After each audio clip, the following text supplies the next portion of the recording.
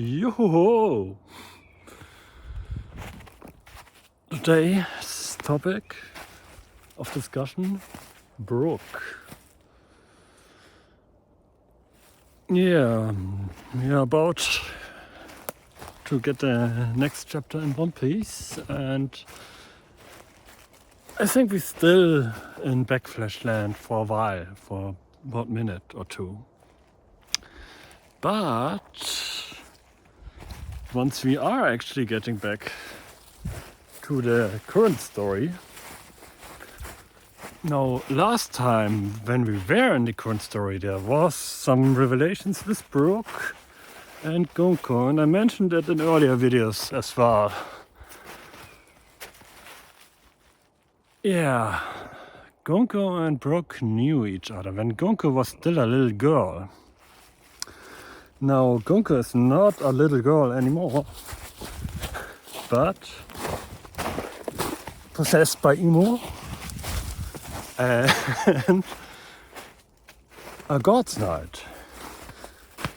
And we've seen in the backflash that Gonko, to the time of God Valley,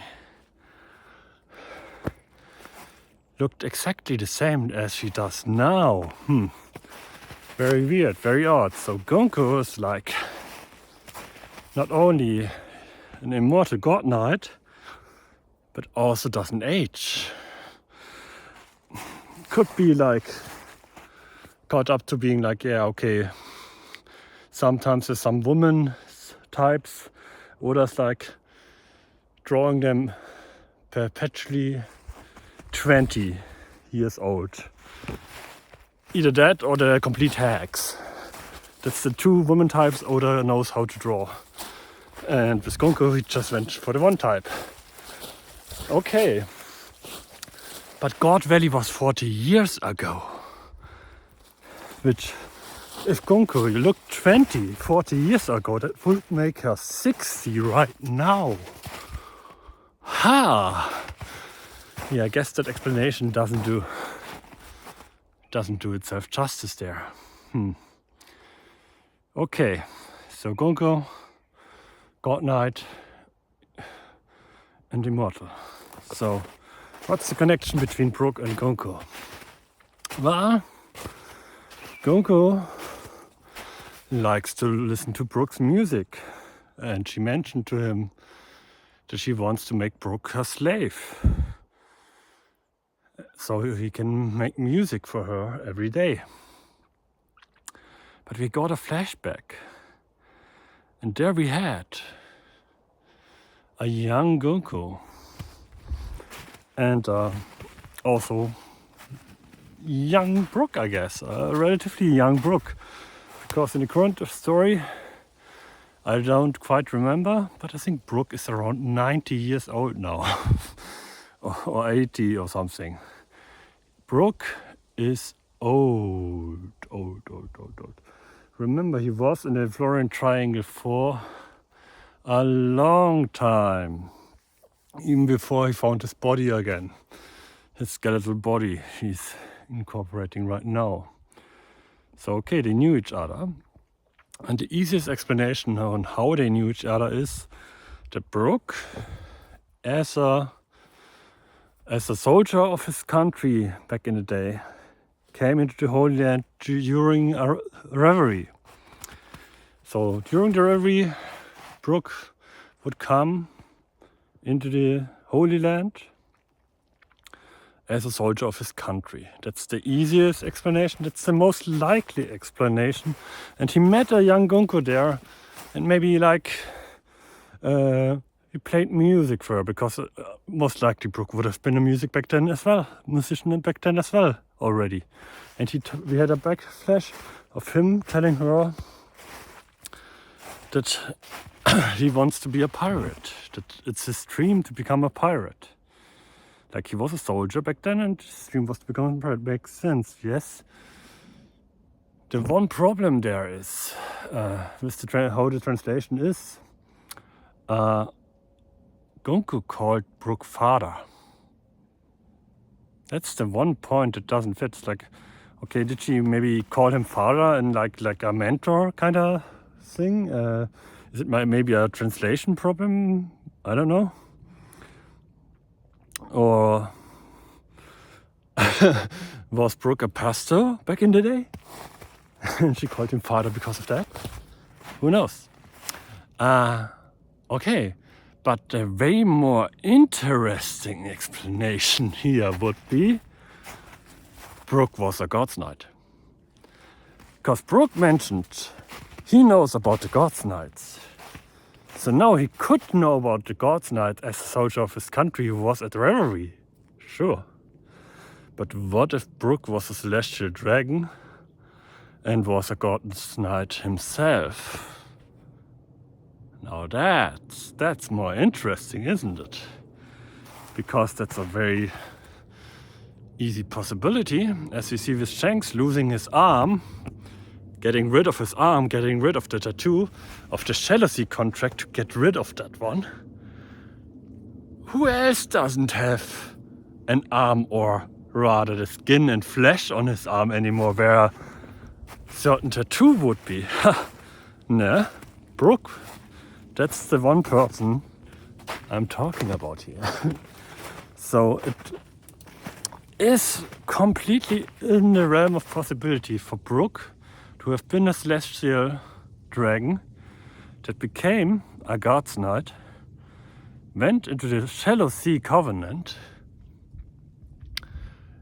then but he didn't want to live in the upper realm anymore. He wanted to become a pirate. Was actually part of the Manmire family, because Gunko is Manmire Gunko. At some point, Brooke abandoned, maybe during like a mission, abandoned his post basically. He fled and made his dream come true to become a pirate. Left his daughter behind in the Holy Land, his daughter Gunko. And well, he ended up dying in the Florian Triangle and coming back with the reincarnation fruit, only finding his body after all his flesh had rotted away, and now he's a skeleton. Then he sailed around lost in Florian Triangle for some decades, until Kiko Maria showed up and stole his shadow.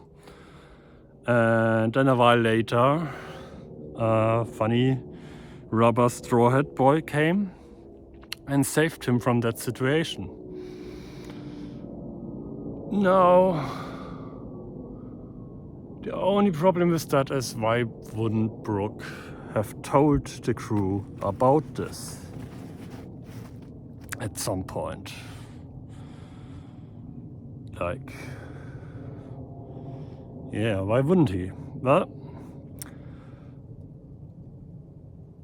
people keep secrets. Being a God's Knight and a celestial dragon, certainly not something well befitting of a pirate. Being born there, and maybe he just didn't want to tell it. It's like, let a man have his secrets. So that is an ongoing theory. It's not my theory, by the way. It's not my theory. But I find it an interesting theory to be discussing for the upcoming chapters, the upcoming year. And I most likely think it's wrong. I don't believe for a moment that Brooke is a God's Knight or was a God's Knight back in the day. But I find it, if it's true, I would be happy about it. Like, and either way, I think it would be much more interesting than anything else if the theory was to come through. And yeah, just a moment of thought about it. It's also,